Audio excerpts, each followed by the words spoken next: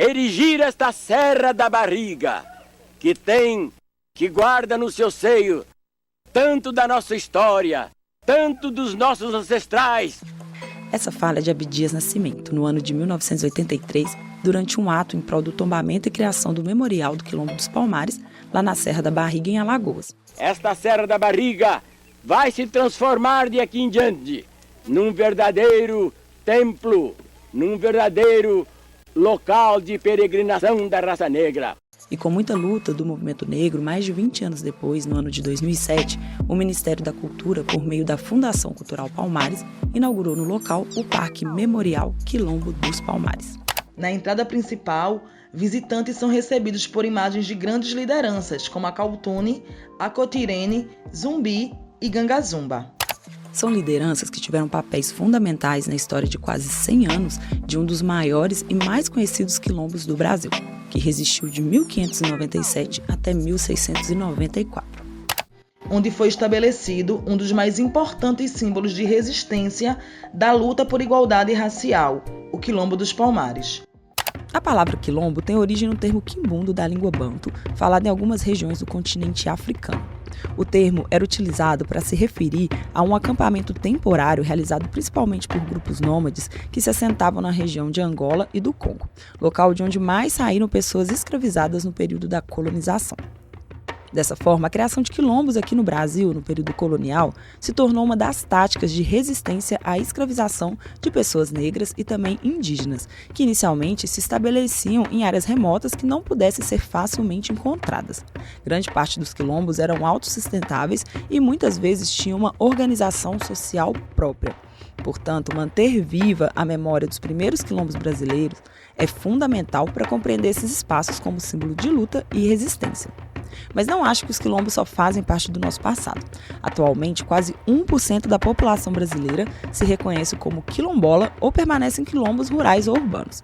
É o que apontam os dados do mapeamento inédito realizado pelo último censo demográfico do IBGE, divulgado no dia 27 de julho deste ano, que a partir da autodeclaração identificou 1.327.802 pessoas quilombolas em 1.700 municípios brasileiros. 76% delas estão em 5 estados: Bahia, Maranhão, Minas Gerais, Pará e Pernambuco. Ao longo deste episódio, vamos saber como se deu este mapeamento do IBGE, os resultados obtidos e as perspectivas de mudanças a partir desses novos dados.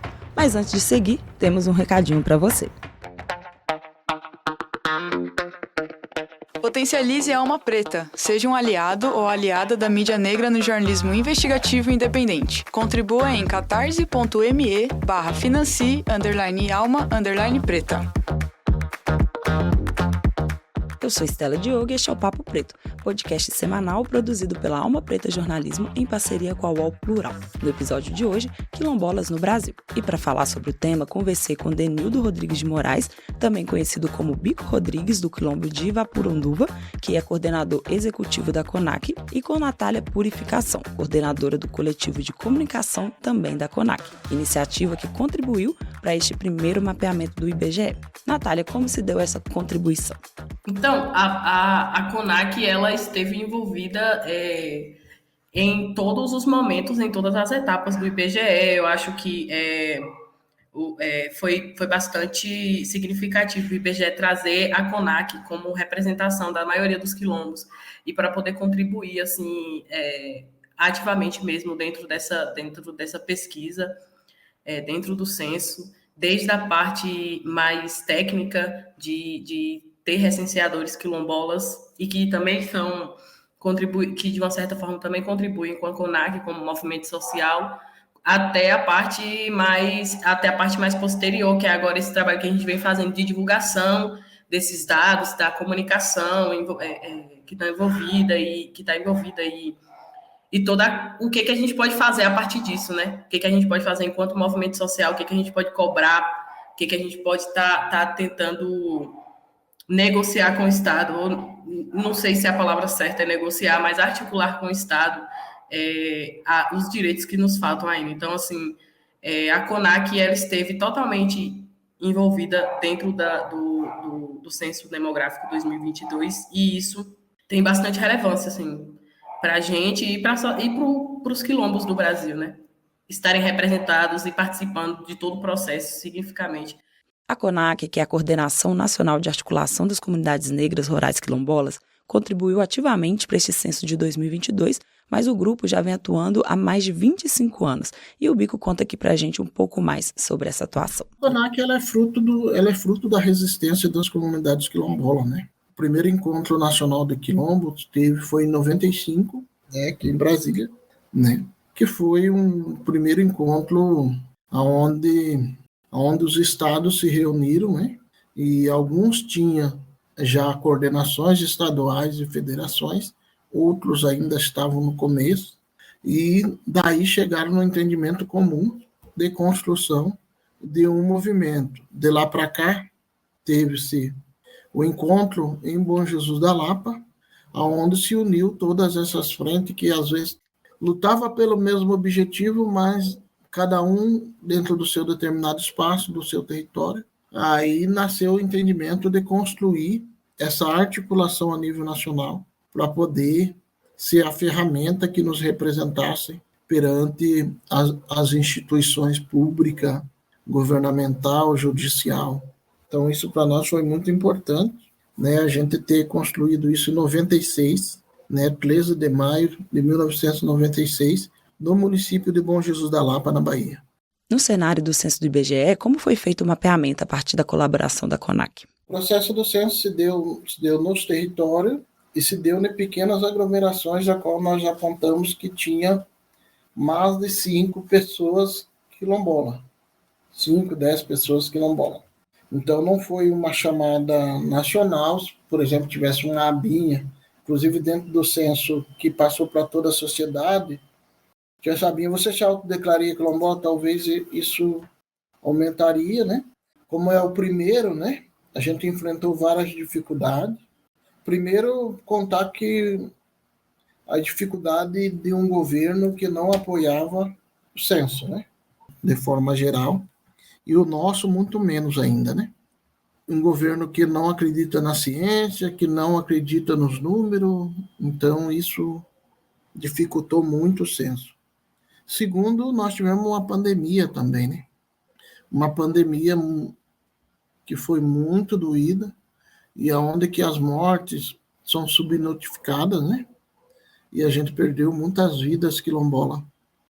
Terceiro, é de dizer que, como é o primeiro censo, e é o primeiro censo teste, né? É muito satisfatório a gente saber que são 1.300.000 quilombolas.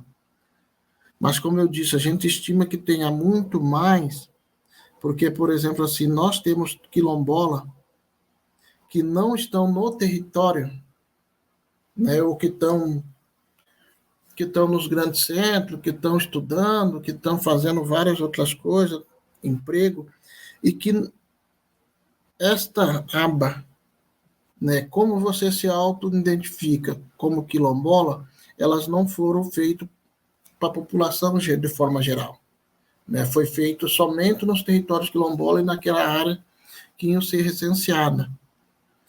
Então, por exemplo, assim, é diferente, por exemplo, quando você pega, por exemplo, como você se autodenomina, preto, pardo, coisa e tal, é de forma geral, no cadastrão geral, né?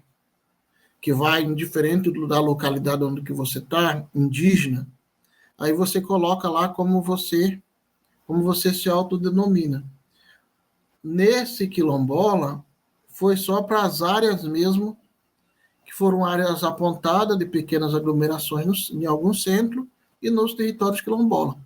Mas nós temos muitos quilombolas que não estão no território e que não estão nesses aglomeradinhos, né, que estão espalhados pelo país, né? E se a gente conseguir avançar para que no próximo censo esta aba seja de forma universal, né, como você se autodenomina, esse número tende a duplicar ou talvez triplicar. Esse é o nosso entendimento, né, que nós temos, mas a gente entende a importância de já ter esses dados, né, para para que a gente já possa trabalhar e fomentar políticas públicas para o nosso povo, né, com quantitativo, sabendo aonde estamos, quantos somos, né, isso para nós é importante. O direito à terra é historicamente a principal reivindicação das comunidades quilombolas, urbanas ou rurais. No Brasil, o artigo 68 da Constituição garante aos remanescentes dos quilombos o direito à propriedade das áreas ocupadas. Ainda assim, hoje, somente 5% dessas comunidades têm o título de terra emitido. Por mais que a Constituição vigente garanta o direito à propriedade das áreas ocupadas pelos quilombolas, a luta pela titulação dos territórios continua sendo uma das principais demandas da comunidade atualmente. Então, há uma contradição muito grande, né? A Constituição nos resguarda o direito à propriedade, né? Mas a gente também, nós entendemos do racismo agrário, do racismo fundiário que existe no país, né? Foi um racismo que retirou o nosso povo da terra e de ter o acesso à terra, né? Então, hoje, se a gente for olhar nos números, a maioria das pessoas que estão sem terra no país, elas são negras, justamente por conta desse racismo agrário, do racismo fundiário que existe no país, né? Há também, vinculado a isso, um racismo institucional muito grande, né? Das pessoas ainda não serem capazes de entender a propriedade coletiva da terra. Os territórios quilombolas, uma vez ele regularizado, essas terras saem do mercado, né, de terra, porque ela é inalienável, não pode vender, não pode comercializar, elas continuam para as futuras gerações. E isso faz com que várias pessoas, vários parlamentares, que têm território sobreposto ao nosso, lute através de PLs ou através das ações judiciais e até mesmo quando eles estão no poder, de barrar para que os territórios quilombolas não avancem na sua regularização de terra. Então, isso é muito ruim, né? Porque esse é o momento que o pessoal mostra, inclusive, que preto não pode ter terra nesse país, né? É negado a nós, negros e negras, ter terra, né? Todas as outras colonizações que chegaram no país pós a abolição da escravatura, de alguma forma ela foi beneficiada pelo Estado brasileiro, inclusive com a aquisição de terra. Mas nós negros não. Nós negros e negras não. Então isso mostra o racismo. E o racismo fundiário, o racismo agrário, ele é visto inclusive nos números, né? Menos de 5% dos territórios quilombolas são regularizados, são titulados, né? Esse título para nós é muito importante porque resguarda o território, inclusive de potenciais grileiros, né? E nos garante mais seguridade no nosso território, inclusive de acesso às políticas públicas, tudo isso. Para nós é muito importante a questão da regularização fundiária. Além disso, é importante reconhecer que se tratam de comunidades diversas, presentes em diferentes regiões do Brasil e, portanto, com demandas distintas. As pessoas criam muitos estereótipos, assim, e de fato alguns acabam se concretizando, alguns estereótipos acabam se concretizando, mas por conta dessa falta de política pública que chega nos quilombos. Porque se você olha para a Amazônia Legal, por exemplo, foi a primeira vez também que a Amazônia Legal foi contada dentro do censo, a população quilombola foi contada dentro da Amazônia Legal. E um fato interessante é que a população existente na Amazônia Legal é maior do que o número de quilombolas. O número é maior do que quilombolas no Brasil, assim, a porcentagem é maior. Foi verificado quase 130 mil pessoas quilombolas que residem nos municípios da Amazônia Legal, que corresponde a 32,11% da população quilombola residente no Brasil. Ou seja, assim, é uma coisa que é bem significativa. E a Amazônia é preta. E as pessoas não olhavam para isso antes. As pessoas não paravam para questionar ou para cobrar, na verdade, essas políticas públicas voltadas para esse povo, para essa população que está ali. E, assim, pela minha experiência como ativista, o que eu vejo é que a população quilombola da Amazônia é uma das mais negligenciadas. É uma das mais negligenciadas. Assim, a gente teve a oportunidade de andar pelas comunidades quilombolas recentemente, lá por 6 comunidades quilombolas do território Andirá, no estado do Amazonas, e a gente encontrou as comunidades em situações que eram absurdas, com falta de água, falta de energia, e aí a gente para refletir nisso, né? Como que as pessoas veem a Amazônia, como que as pessoas olham para essa população? Será que eles consideram que também que existe uma população preta ali, que isso também é resposta de um processo cruel que a gente passou no Brasil? Como que as pessoas passam a questionar essa população que está lá dentro? Ah, sim, nossa, isso faz todo sentido, porque de fato, né, dentro desse imaginário de construção coletiva, até mesmo porque, né, pessoas que estão em outros territórios vai ter uma visão de outros territórios a partir de uma construção, né, por não estar lá presente. Eu acho que justamente essa invisibilidade, essa de colocar a gente como bichos exóticos, como se fosse, justamente se dá pelo medo do que o símbolo de resistência das comunidades quilombolas significa. Os quilombos são a prova viva de resistência desse país.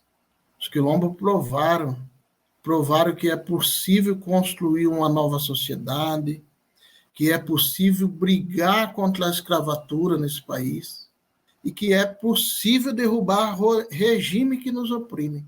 Então, essa invisibilidade se dá justamente por medo do papel histórico que as comunidades quilombolas teve e tem na história desse país. A forma de organicidade, né, que um quilombo no Rio Grande do Sul teve que fazer para que permanecer no território é diferente, por exemplo, do que a forma de organização, por exemplo, que um quilombo no Nordeste teve que fazer. Então, as formas de resistência, elas são diferentes de acordo com o território e de acordo com o inimigo. Nós temos territórios que a forma de organicidade, por exemplo, se deu através do enfrentamento, da luta mesmo, e teve outros que a recuperação do território foi de forma mais pacífica. Inclusive, a forma de organização, de se planejar o território é diferente, né? Portanto, os quilombos são os símbolos vivos da resistência e diversidade negra no Brasil. Reverenciar nossos ancestrais quilombolas como Zumbi dos Palmares e Teresa de Benguela é tão importante quanto reconhecer as lideranças e atuações dos quilombos de hoje na reformulação de novos futuros possíveis.